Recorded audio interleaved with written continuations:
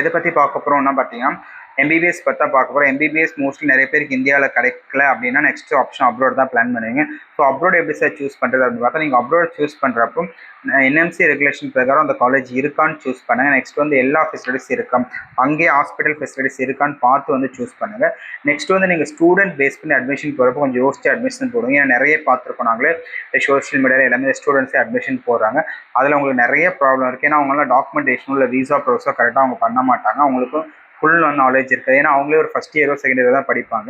So அவங்க ஒரு like ஏதோ ஒரு மணி மைண்டிலோ ஏதோ ஆக்சுவலி இங்கே அட்மிஷன்ஸ் அப்ரோட் போகிறவங்க எல்லாத்துக்கும் ஒரு அமௌண்ட் வந்து காலேஜ்லேருந்து பே பண்ணுவாங்கன்னு தெரியும். ஸோ அந்த ஒரு இஷ்யூ ஒரு இதுக்காக மட்டும்தான் எல்லாரும் அட்மிஷன்ஸ் ப்ரொமோட் பண்ணிகிட்ருக்காங்க.